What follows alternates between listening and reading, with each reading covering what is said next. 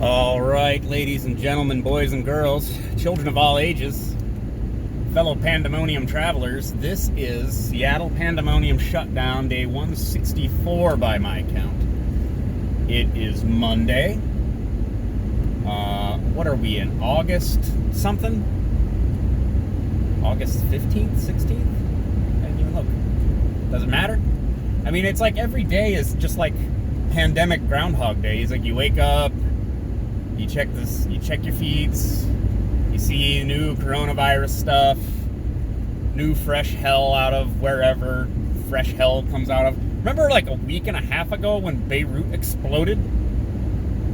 Yeah, that was like, how many days ago was that? It doesn't seem like it seems like a month ago. What went down over the weekend? We had some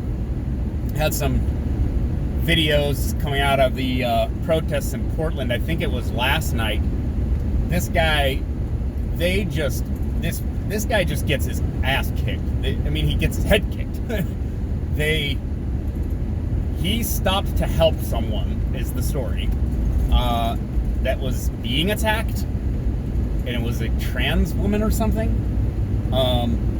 And so then he gets confronted by this angry mob, and then they chase him. He gets in his truck and drives away, and they said he was trying to run people over, but I don't see why he would. If he was trying to do that, he didn't do a very good job, let's say that. And so then this one guy who's wearing a vest that says security on it, and like apparently is security at the airport in Portland.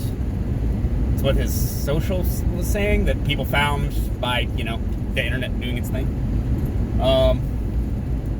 He socks this guy. He's on the ground. He punches him a couple times, and then he just comes running around the people and just kicks him right in the side of the head. Blam, out cold.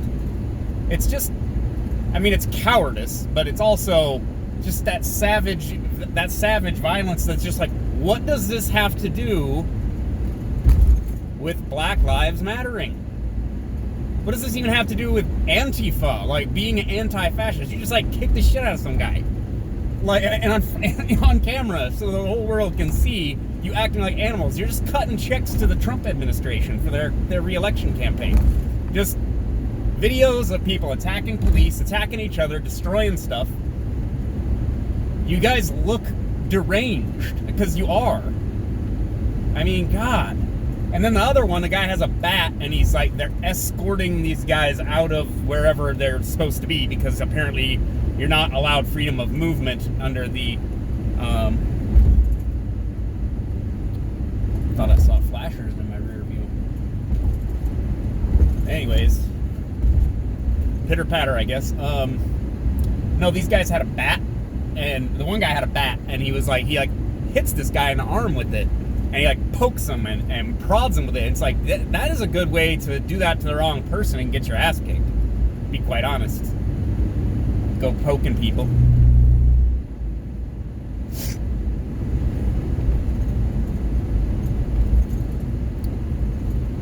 Maybe I did see flashers in the rear view. Maybe was that a Stater? Anyways. Videos. Yeah. Just free advertisement for the Trump re-election campaign. You want law and order, or do you want this? You vote for Biden, Harris, this is what you're gonna get. You're gonna get more of this. You vote for me and we have law and order. That's why he keeps tweeting law and order, right? And this is the reality that people need to accept is on the one hand, I understand people are demanding reform now. I get it. At the same time, these videos make you all look like you're just violent, deranged people.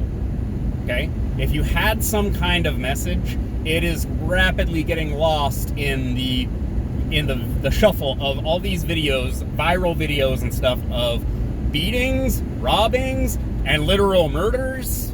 Like, are you not aware of what it is that you're doing, and that you are creating this environment where people are being savage monsters to each other? Now, that doesn't mean that this is just what you get when you don't have police.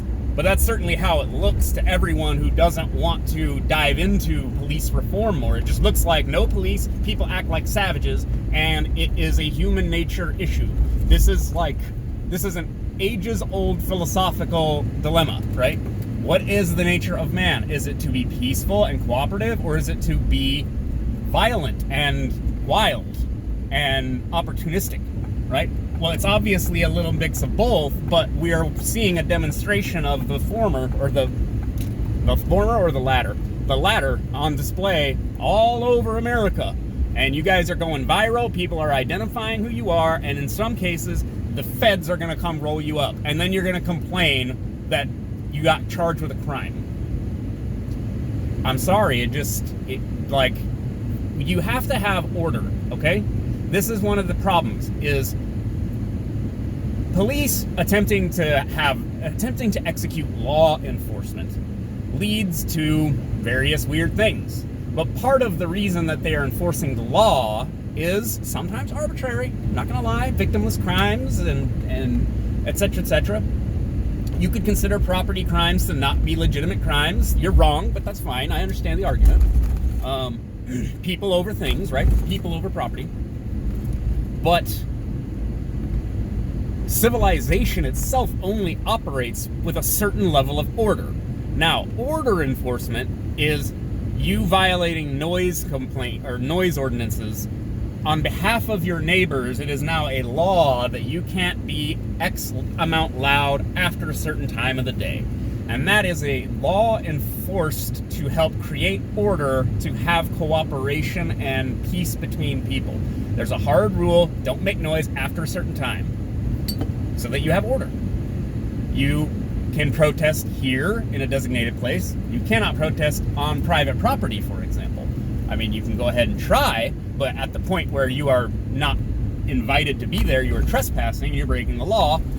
It is disorderly conduct, and law enforcement exists to remove you so that people aren't vigilantes defending their own property, right? Which is, again, basically what you keep getting in these chop zones. And in Portland, it's basically a chop zone. Police are not really keeping people locked up for committing various crimes. And there's lawlessness, and then there's just complete bedlam. And then in the bedlam, you have people assaulting people, kicking people in the skull and shit.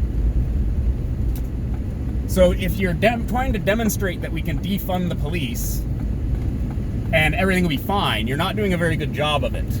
And yes, I'm talking directly to the protesters. I understand your right to protest, but you guys have lost the plot, man. Now, a big part of all of this, of course, is partially why I'm still I'm still referring to these as pandemic videos, and I'm tagging COVID and stuff in them, because a lot of this is happening because everyone's out of work because of the pandemic. If people's jobs weren't canceled, like the guy who kicked the guy in the skull, I imagine he's probably laid off from the airport, if that's really where he worked, because, well, the airports are running at diminished capacity. You don't need all those people. Baggage handlers and everybody else, everybody's jobs that they got laid off from, they're now basically continuing to party in the street, call it a protest, get all self-righteous, attack people and hurt people and feel justified. And it's just, that's how it looks to anyone who's been paying even mild amount of attention. Oof. God, these roads, man. I'm telling you, they're kind of doing some work on this section right here, but Seattle streets, man, God, heaven, just falling apart. But I'm glad we can continue endlessly bickering about whether or not Amazon is being taxed too much or blah blah, whatever. We want reparations for slavery. I'm glad we can spend our time arguing about whether Seattle is progressive enough. Meanwhile, the city falls apart. It's great. Good stuff, guys. And you know who, I don't remember where I actually heard this, you know who actually pays when the roads and infrastructure are falling apart? The people who own vehicles. Why? Because you own the vehicle, you drive it on the streets that are all beat to shit, and then it wears your car out faster, and then you have to pay for repairs. So instead of paying to fix the roads It's basically outsourcing the cost of having shitty roads to the drivers, who you also charge fees and fines and taxes and stuff on your gas and on your tags that you have to have it renewed, or you'll get big, huge tickets, and license plates and all this other stuff. So I guess you're welcome for whatever's still left of the streets that are here. Anyways, yeah, it's Monday, all right. Monday. Are you tired of wearing a mask yet? I know I am. You see, what was that nonsense? So this Biden-Harris ticket is just astonishing. I feel like it's not real. Like, I feel like it's not really an attempt to win an election. And one of the reasons that is so is that you have to be able to see that Kamala Harris is like terrible in the media, like her interviews and things. Like, she did one with Colbert, I think, over the weekend, and he asked her like, point blank, like, well, back during the debates, you were throwing haymakers back during the primaries. She went after Biden really hard, tried to call him racist and sexist and all this other stuff, and now she's joining his ticket. And her response when asked about why she switched was, it was a debate. It was a debate. I didn't really mean anything. It was just a way to try to win the debate. It doesn't mean that anything is real or anything matters. That was her response. It was a debate. Come on, guys. Come on, man. Like, these are not serious people deserving of serious consideration, except for the fact that I'm told they're running to become president and vice president of the United States. That's what I'm told is happening here.